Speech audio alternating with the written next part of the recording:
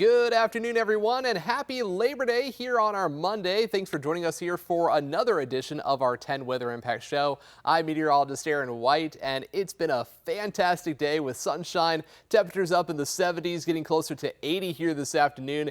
And you know what? We've had just really perfect weather here the last several days. Of course, over the weekend on Saturday, a lot of sunshine, perfect weather for the Buckeyes win. We had sunshine and temperatures up in the 70s. We had that again yesterday and still looking great here for today. But things are going to start to change up later into the week. We got still some sunshine and low 80s here tomorrow, even into our Wednesday, but we are tracking rain, and we're also tracking some much cooler temperatures looking ahead to the end of the week and going into the upcoming weekend. So let's go ahead and dive into the forecast now as we talk about what's really going to be happening here over the course of the next several days. And also want to talk about September now that we're officially here into September. Today's the 1st, and we actually, unfortunately, continue to lose a lot of daylight here through the month. We actually lose over 70 minutes across the state of Ohio.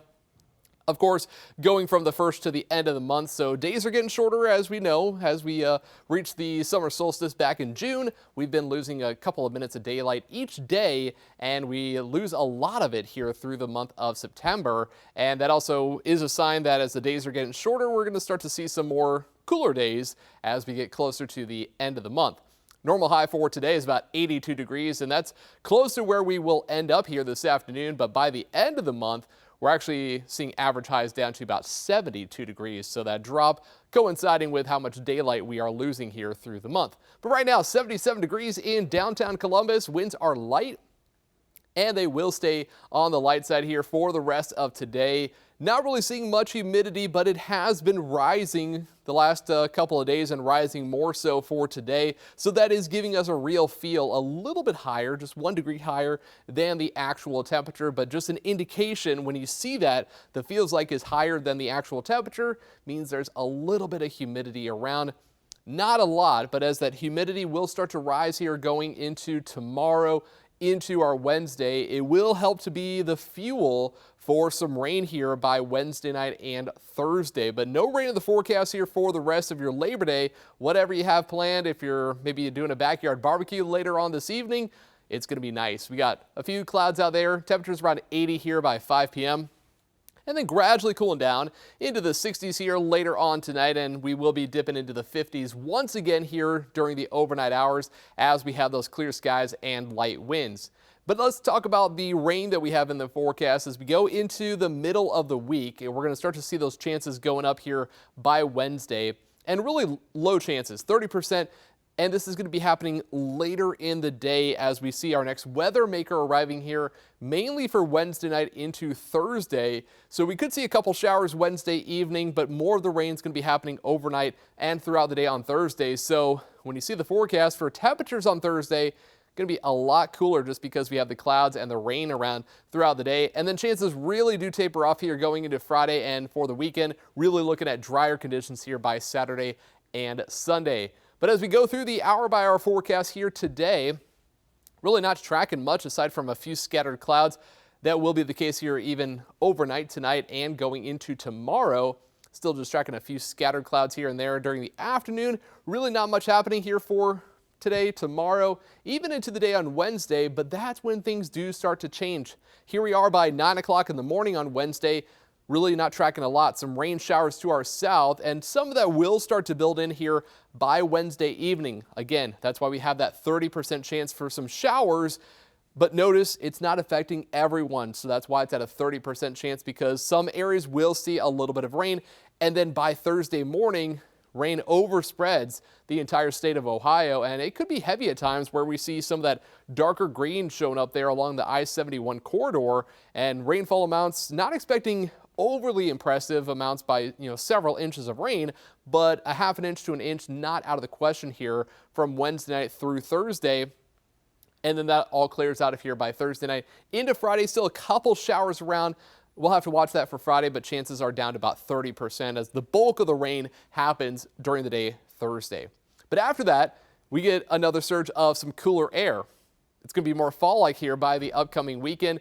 We get temperatures down into the 60s and 70s for highs, overnight lows down into the 40s, well below normal here for the first week of September. But today, it's pretty close to where we should be. Average highs 82, we'll be at 81 for this afternoon under a mostly sunny sky. And then tonight, mostly clear skies and 56 for a low with light winds at about 5 to 10 miles per hour here out of the east. And as we head through our 7-day forecast, still tracking low 80s for tomorrow, even into Wednesday. As I mentioned, most of the day is looking dry here for your Wednesday, but a couple showers, maybe a thunderstorm could be possible here by the evening hours. That chance will continue into Wednesday night and then really going up here for Thursday. And that's why our high temperature is only at 68 degrees with the clouds and the rain around. And then by Friday, we do see a little bit of a warm up back to 74 and the slight chance for a couple of showers. But then as we head into the upcoming weekend, those temperatures are dropping down to the low 70s, still tracking a lot of sunshine here for the upcoming weekend, and then overnight lows actually get back down into the 40s. So a nice, another nice taste of some fall-like conditions here as we head into the weekend. But we are going to be watching that rain very closely here as we head into our Thursday, but also something that's been happening the last couple of days, including yesterday. Heavy downpours in Houston on Sunday actually left drivers stranded as roads were underwater and even some residents cleaning up the damage inside their homes.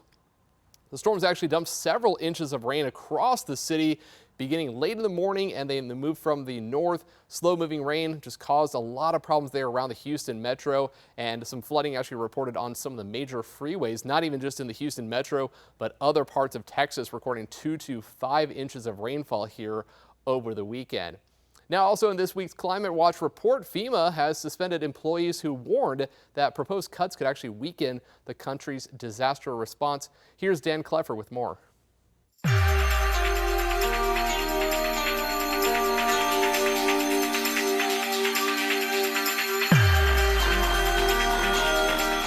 We're keeping an eye on the climate. Here's what you need to know. FEMA has suspended nearly 40 employees who signed a letter warning Congress that President Trump's proposed cuts could weaken the nation's disaster response. The letter, sent just days before the 20th anniversary of Hurricane Katrina, criticized the move to downsize FEMA and shift more responsibility to states. Staffers who signed their names on the letter were placed on paid leave until further notice. Meanwhile, a federal judge has shut down a migrant detention facility in southern Florida dubbed Alligator Alcatraz. The court found the government failed to conduct required environmental reviews, including assessing impacts on endangered species like the Florida panther. The Miccosukee tribe and several nonprofits sued, and the judge ruled in their favor, noting that the project threatened long-standing efforts to protect the Everglades. And finally, new research shows even sharks are feeling the effects of climate change. As oceans grow more acidic, scientists found shark teeth become weaker and are more likely to break.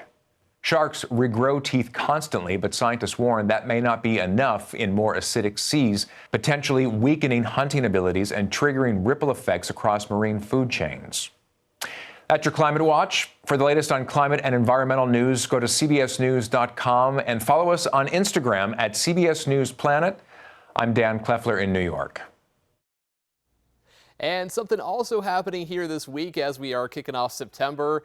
Later on tonight, there's actually a chance that we could see the Northern Lights. We had 2 spectacular showings of them back in 2024. One solar storm that occurred in May, and then another one that actually happened back in October of 2024, leading to the Northern Lights being seen across the state of Ohio and really a large part of the country. So let's talk about what's going on and actually what causes the Northern Lights to form. And it's all related to some of the solar energy that actually comes from the sun and then interacts with the magnetic field of the Earth. So we have this burst of solar energy, and that's actually what happened just in the last 24 to 36 hours here over the weekend. There was a big burst of energy, and that's been traveling through space. And as that energy reaches the field, it causes these disruptions known as a geomagnetic storm. And that's actually what leads to the Northern Lights, all these different charged particles interacting with the field, leading to all the different colors that we get to see and enjoy here, the greens and some of the reds. So as we look at the overall forecast, now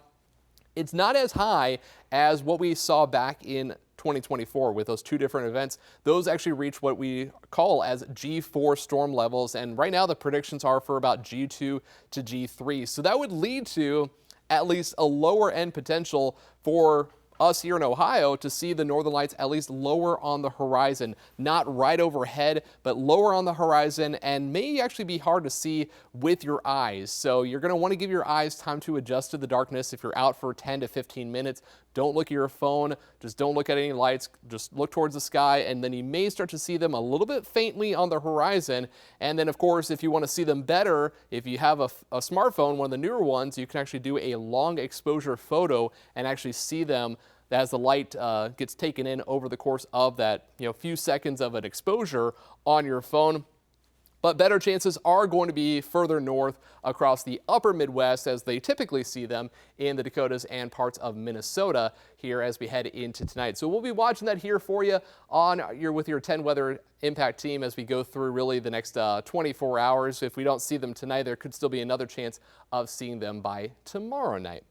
Now, as today is September 1st, actually on today's date, back in 1985, the wreck of the RMS Titanic was discovered about 12,500 feet below the surface of the North Atlantic by an international team led by Woods Hole Oceanographic Institution and a French team that actually found the wreck there back in 1985. The expedition was led by Robert Ballard, then head of the WHO's Deep Submersible Lab that used innovative technology and search techniques to really just discover what was going on there at the depths of the ocean with the deep sea exploration and discovery.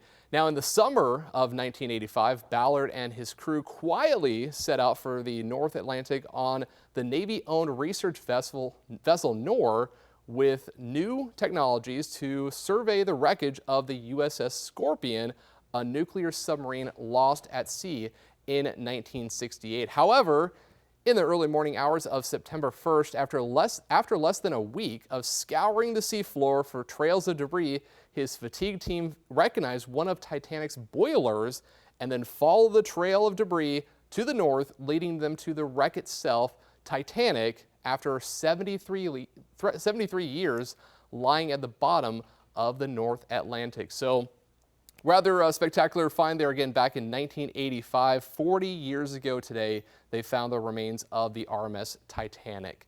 So that'll do it for us here today with all your weather that we've been tracking here for the last couple of days. Again, all the sunshine that we have in the forecast still today. Get outside, make a plan to enjoy it today, tomorrow, even into Wednesday before we track the rain. But hey, as you saw with the weekend forecast, it's still looking nice. So make a plan for the weekend with those cooler temperatures, with those highs in the low 70s here by Saturday and Sunday. So that'll do it for us here today on the Weather Impact Show. Coming up later on tonight, Chief Meteorologist Jerry Martz will be in with the latest weather forecast. So until then, you can catch more news and weather online at 10tv.com.